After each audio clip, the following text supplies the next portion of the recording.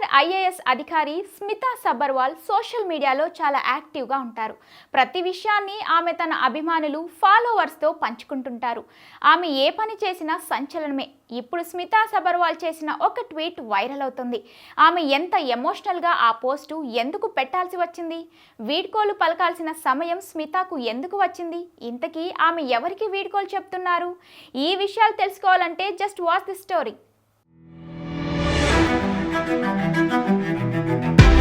స్మితా సబర్వాల్కు టూరిజం శాఖ సెక్రటరీగా ఇటీవల బాధ్యతలు అప్పగించారు.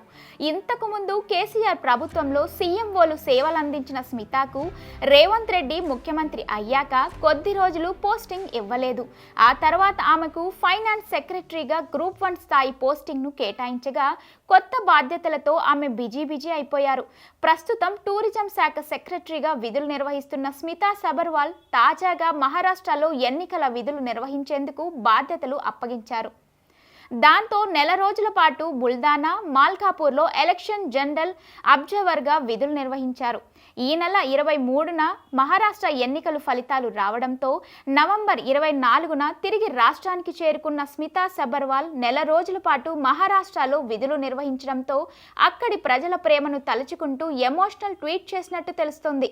ఇక మహారాష్ట్రలో విధులు నిర్వహించిన సమయంలో ప్రజల ప్రేమాభిమానాలు మర్చిపోలేనివని, మీ ప్రేమను వదిలి వెళ్ళినందుకు చాలా బాధగా ఉందని ఆ ట్వీట్లో స్మితా రాసుకొచ్చారు. అయితే స్మితా సబర్వాల్ ఎక్కడికి వెళితే అక్కడ ప్రజలతో వెంటనే కలిసిపోతారనే టాక్ ఉంది.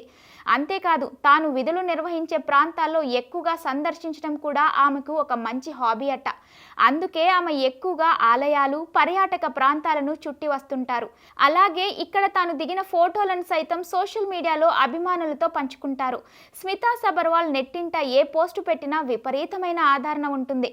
మొత్తం మీద స్పెషల్ డ్యూటీ ముగియడంతో రాష్ట్రానికి తిరిగి చేరుకున్నారు. నెల రోజుల క్రితం టూరిజం శాఖ సెక్రటరీగా బాధ్యతలు స్వీకరించిన స్మిత రానున్న రోజుల్లో తెలంగాణలో పర్యాటక శాఖకు మంచి గుర్తింపు తీసుకురావాలని యోచిస్తున్నారట.